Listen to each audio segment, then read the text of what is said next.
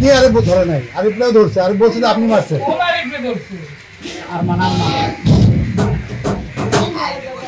আরিফ বলে আপনি মারছেন আপনি বলে আরিফ মারছেন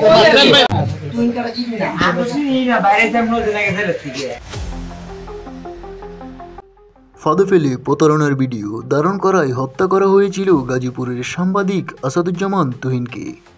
আজ শনিবার দুপুর 12:30টায় নিজ কার্যালয়ে এ তথ্য জানান গাজীপুর মহানগর পুলিশ কমিশনার নাজমুল করিম খান।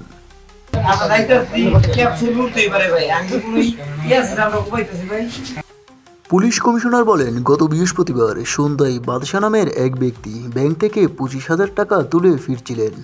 পথে অভিযুক্ত গোলাপি তাকে ফাঁদে ফেলে প্রতারণার চেষ্টা করেন। তবে গোলাপির প্রতারণা বিষয়টি টের পেয়ে বাদশাহ গোলাপির সঙ্গে বাগবিতণ্ডায় জড়িয়ে পড়েন এবং তাকে ধাক্কা দিয়ে সরে আসতে চান। এ সময়ে আগে থেকে উঁত পেতে থাকা অন্য আসামিরা বাদশাকে কিছু না বলেই কোপাতে শুরু করেন। পানে বাঁচতে বাদশাহ দৌড় দিলে ঘটনাটি পেশাগত দায়িত্ব ভিডিও করেন সাংবাদিক আসাদুজ্জামান তুহিন। আমার কোনো ভিডিও নাই যে আমি স্যাররে। সাংবাদিক আসাদুজ্জামান তুহিনের এমন ভিডিওটি যেন তার জীবনের কাল হয়ে দাঁড়িয়েছে। তবে তুহিনকে কিভাবে হত্যা করা হয়েছিল তার বর্ণনা দিলেন গ্রেপ্তারকৃত আসামিরা।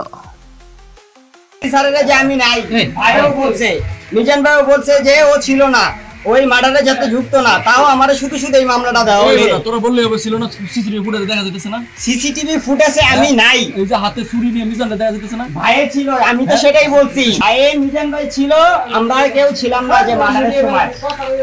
তোমার নাম কি? তোমার নাম কি? আমার নাম মোহাম্মদ আলামিন। আচ্ছা ইয়া শোনো, কে মারছে বল? আরিফ ভাই। আরিফ ভাই যে উনার নেতৃত্বে আর কি, উনার কার নেতৃত্বে? আরিফ ভাইয়ের নেতৃত্বে হাজারি